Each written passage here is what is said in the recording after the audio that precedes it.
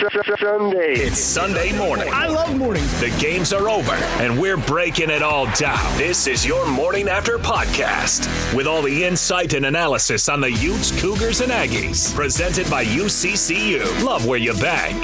The Morning After podcast with Hans, Scotty, and Lloyd Cole begins right now. And you gave us an opportunity to come in here and show what we're made of. On 97.5, the KSL Sports Zone.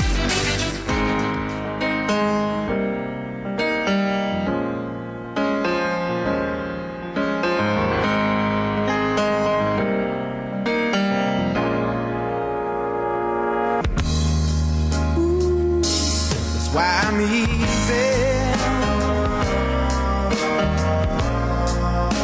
I'm easy like Sunday morning. All right, good Sunday morning. It is your Morning After podcast. Hans Olsen, Scott Gerard, Lloyd Cole. Oh, boy, it was a rough one yesterday. Well, for Utah BYU. Utah State gets the win. We'll talk about the Aggies coming up here in just a bit.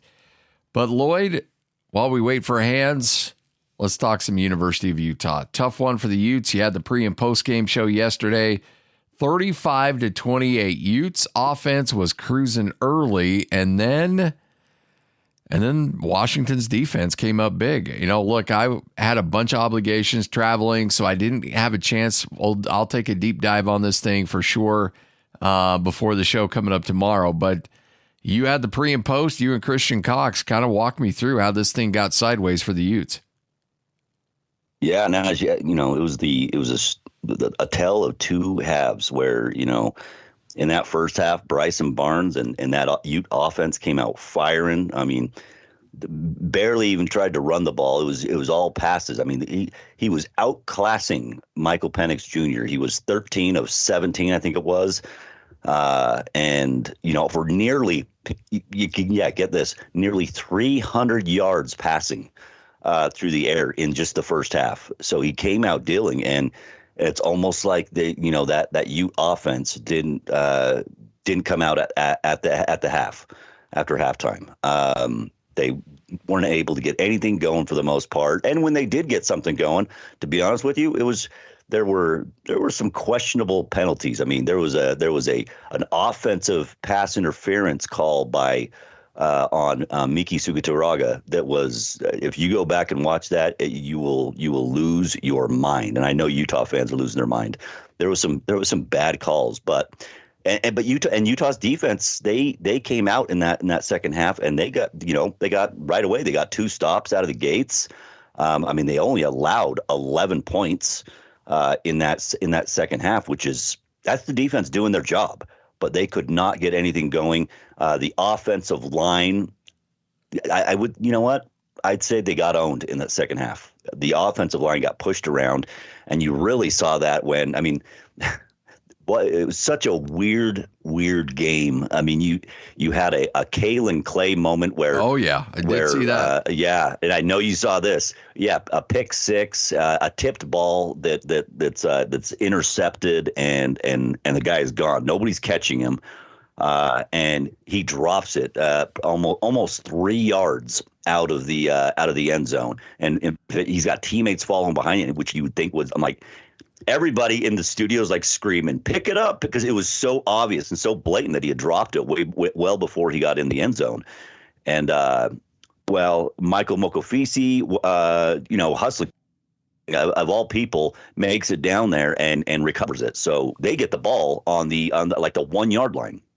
Well, very next play, you have the Washington defensive line gets some absolutely pushes the Utah's offensive line back into the end zone, and you get a safety. So, and that was probably, I mean, it might have been. I mean, Utah's offense wasn't getting much going anyways, but almost might have been better for them to just score the touchdown, because they get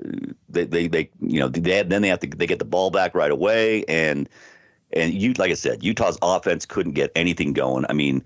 And it was a sloppy, second half. You had, I think Utah's only had like 3 penalties in the first half. The second half they had like 9 total. Well, they finished with 9. Washington finished with 10, so they had some penalties as well, but none were as costly as some of Utah's. I mean, there was a defensive pass interference in the game where the ball was out of the end zone by 15, 20 yards. Like, it wasn't even close. And so I think it was funny. Me and Christian talked about it a little bit, but it was like, how many times have Pac-12 referees screwed over teams that were in the hunt for the playoffs, like whether it's USC or whatever, and then all of a sudden you're getting these bad calls that are going. It's almost like they don't want them to go to the playoff. Well, it felt like they wanted them to go, want Washington to be, at least to get back to the Pac-12 title game. I'll say it was a really badly officiated game, but at the same time, they needed to make adjustments, and they needed to probably somehow find a way to maybe run the ball, do something different, because they were only down 7 points. Yeah, it's not like they were down 14, even though the way they were moving the ball, it felt like they were down. Well, a lot. It's interesting too, because that Washington defense has been much maligned. There's moments where they look just downright awful, but you go back to the USC game when they gave up 42 to USC, but they shut them out in the fourth quarter. And same thing, against the University of Utah. Utes are mowing up and down the field in the first half, and then when they put the clamps down, Utah doesn't score again. And Utah had lots of opportunities. The Barnes, we talk about the Kalen Clay fumble, but the Barnes pick before that was just, it was just bad. And Hans, I know you watched a good chunk of this game as well before your BYU commitments. It was, look, that game was there for the taking. I think that's the rough part for the University of Utah.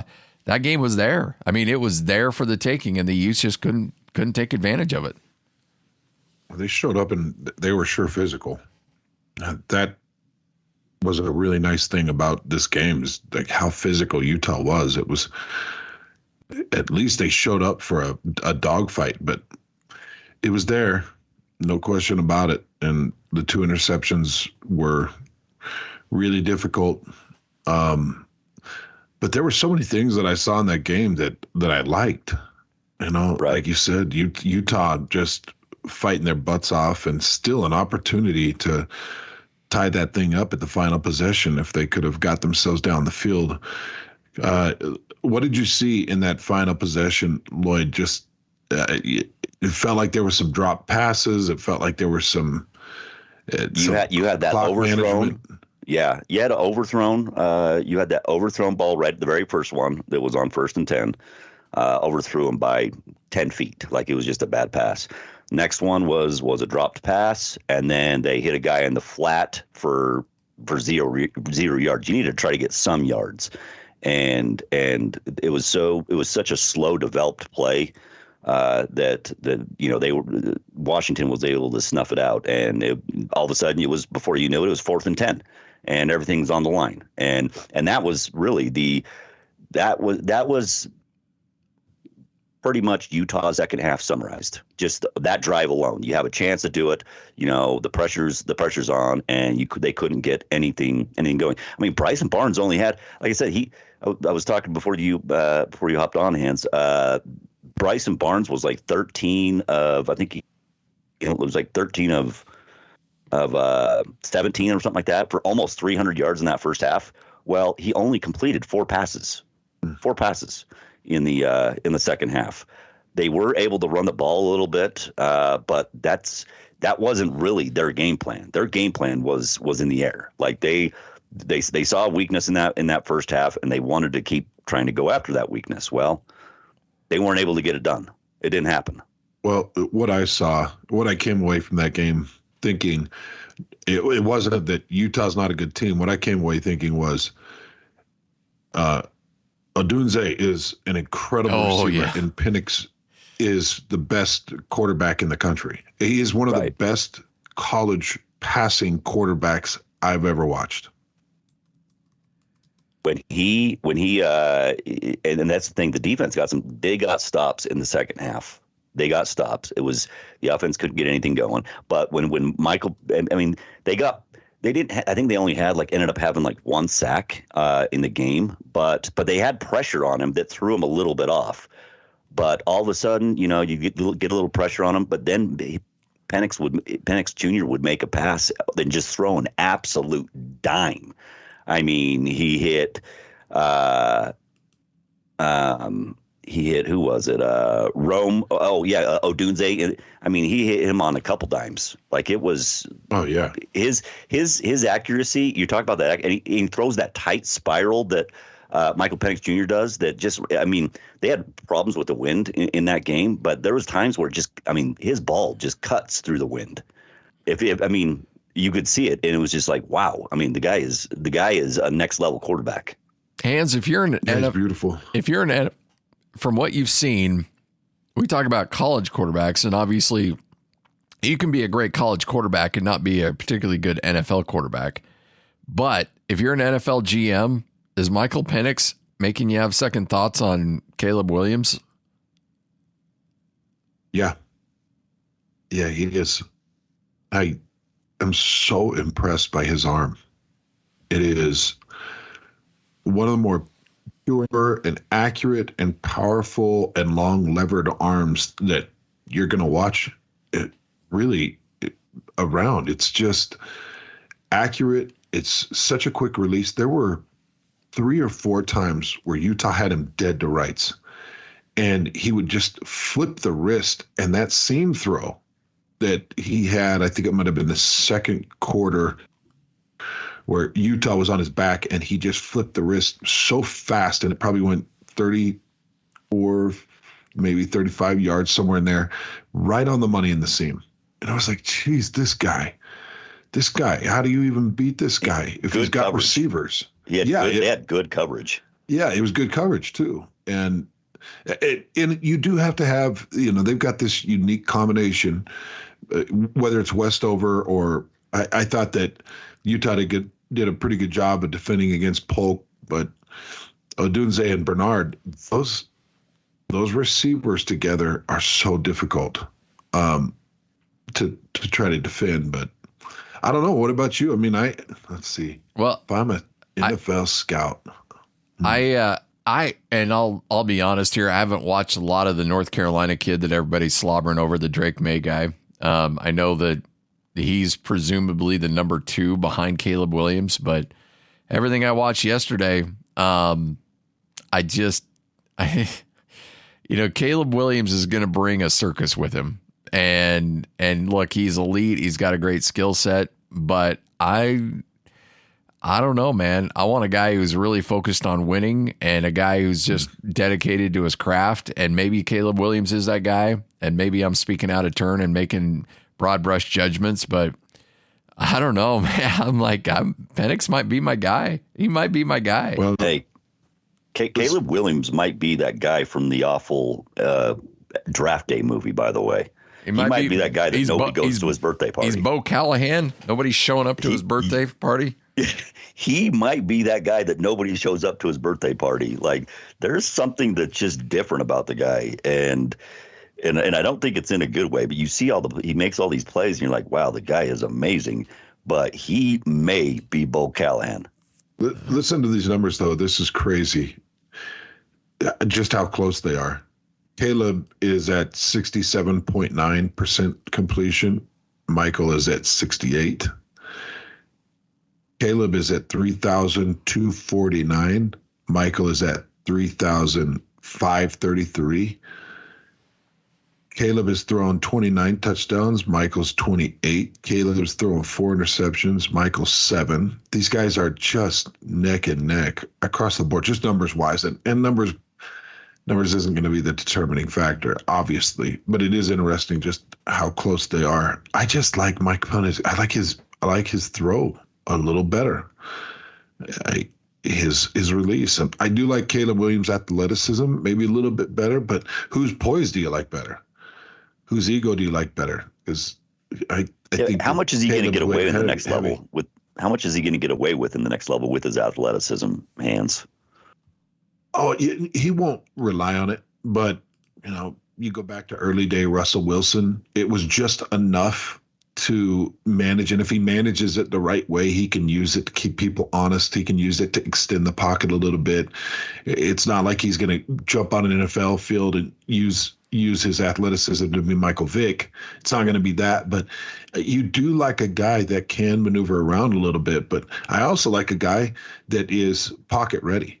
I like a guy that is pocket aware. And I feel like Michael might be a little bit more pocket aware. I also love a guy that can get a ball off as he's getting hit, because you have to have that in the NFL, because you're going to be getting hit oftentimes when you're trying to release, and you've got to be able to release accurately as you're taking a shot. Whose offensive line do you think's better?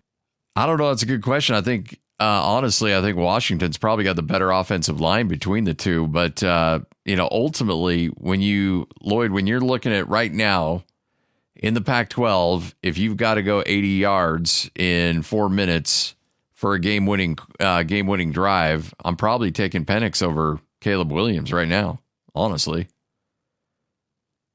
Yeah, with the way his accuracy, and by the way, his pocket presence. Utah in that game, they got pressure on him, and they weren't able to get after him, but his pocket presence was so good. And he was, as Hans mentioned earlier, he would quickly just flick it, and that ball was out. So, I'm with you on that. That would be a guy that I want, leading on an 80-yard touchdown drive that's needed at the end of a game. All right, let's shift gears. I know BYU fans, you're grumpy, you're grouchy, you got some complaints, and frankly, you have plenty to complain about. Hans, you saw the game, you called the game. It was a rough one, man. And, I watched a good chunk of the second quarter as we were getting on our plane coming back from Peoria, Illinois. Yeah, that was a fun trip. And it was again, just bully ball. 3 straight games that BYU's just been bullied up front. And Iowa State did anything they wanted to on the offensive side, just punishing BYU in the trenches. It's really rough.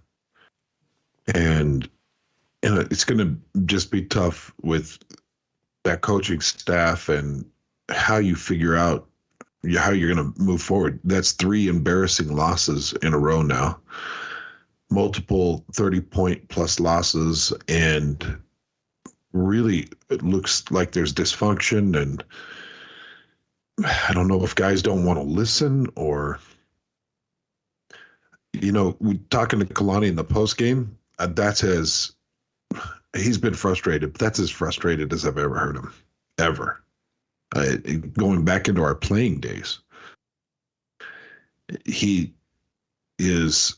I think he's probably got a lot of questions himself. Like, how many times have I told these guys to hold contain? How much have we preached to these guys? Do not let the outside free. And they did that. They did that a couple of times. One for a 59-yard run that Abu Sama broke. He's really good. And one for a 66-yard pass to Jalen Noel that got off on the outside and that one was brutal, by the way, Hans. That one was brutal because it wasn't even trying to go for a touchdown. Like, should have just gotten a first down. That's it. It was out there where they could get a first down, and that guy was gone. Well, they crack blocked on the man coverage. They locked up the receiver on the far side, and he got outside the numbers and was just gone. And guys, the safety play is really tough for BYU right now.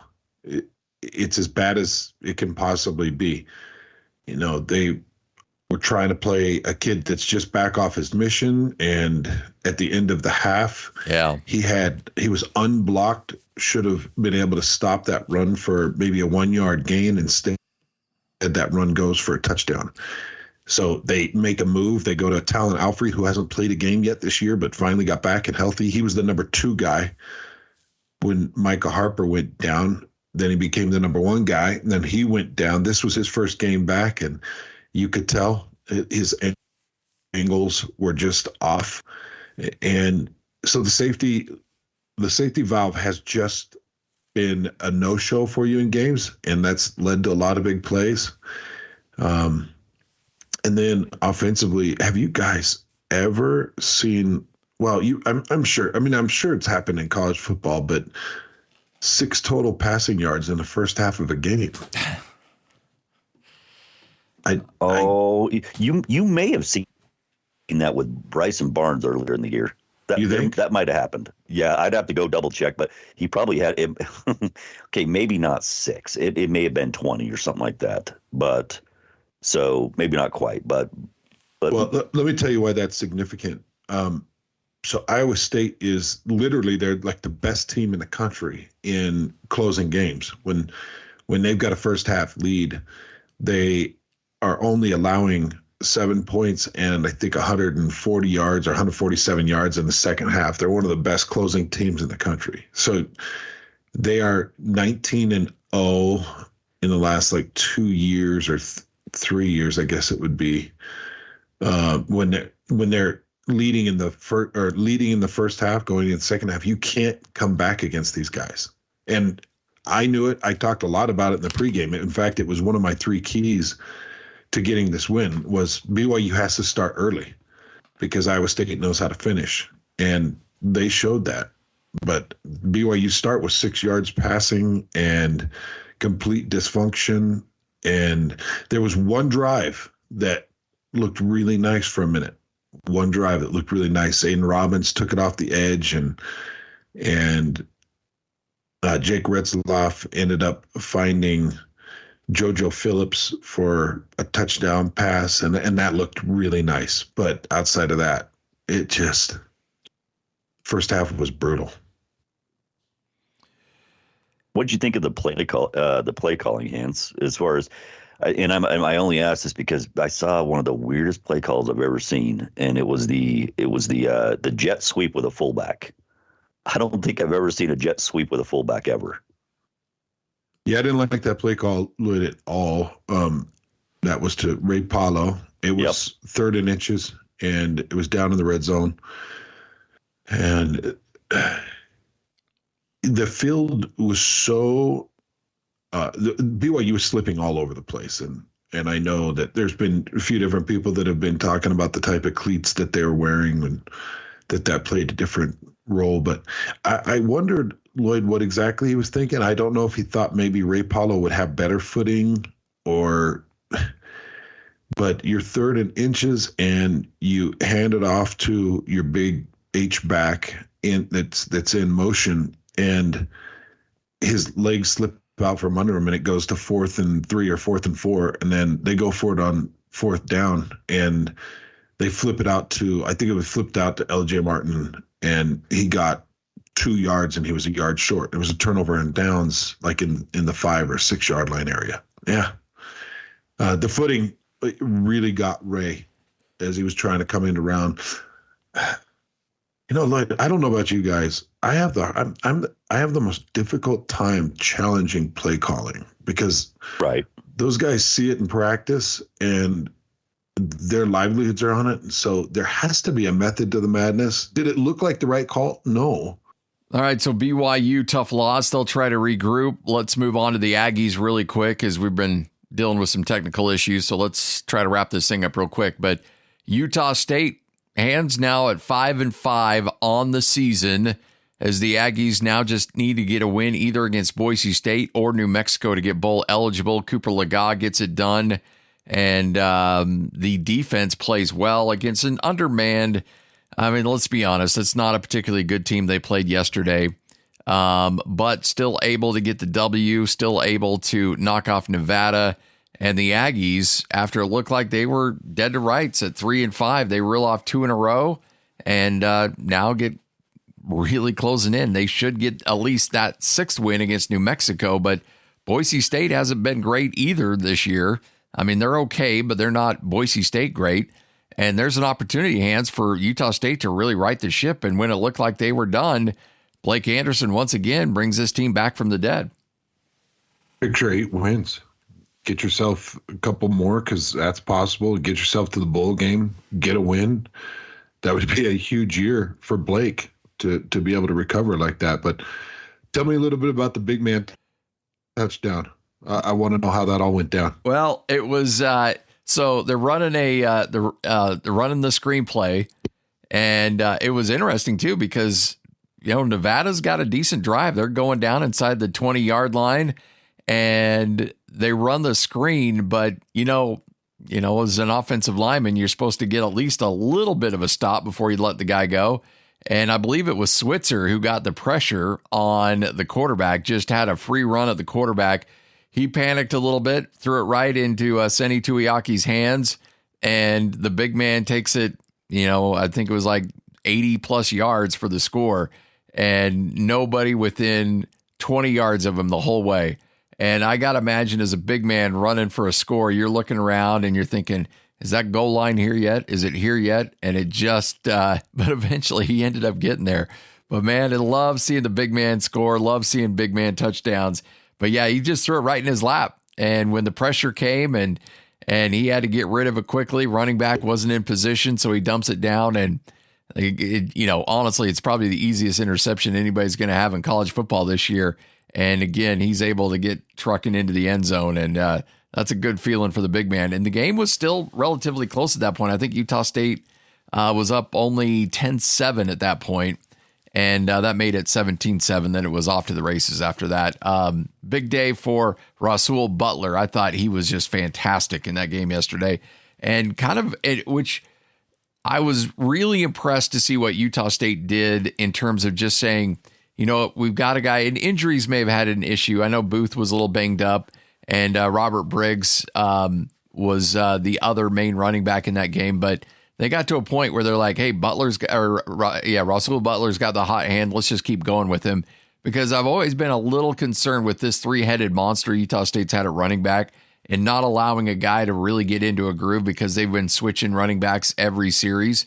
And but in the second half, they thought, all right, Butler's getting it done. Let's just ride that horse and let him go. And he ends up with well over 100 yards rushing. He's just a fantastic running back. I think he's just absolutely, he's got the shiftiness. He's got the power. He can get you 3rd and 1, but he can also break off a 30-yarder as well.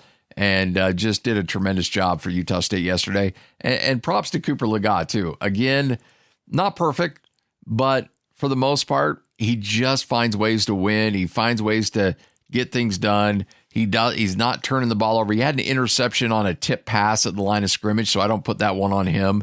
And he's made good decisions. And I think that message that Blake Anderson's been trying to really install in him, like, don't turn the ball over, live to play another day, is really sinking in. And he's not going to give that job back. You can tell he's got it. He's like, look, I'm not letting the freshman take this job over. He's been competitive as hell. So congratulations to him and handling all kinds of adversity. And now Utah State, look, I think Boise State's beatable next week. I really do. And New Mexico's certainly beatable down in Albuquerque. So there's a lot of opportunities here for Utah State to get to bowl eligibility. And considering how decimated they were in the transfer portal and all the issues they had to deal with, to be able to get back to bowl eligibility, if in fact they can do it, I think that's a huge accomplishment for Utah State. Yeah, I would totally agree. And just the quarterback situations that Utah State's gone through.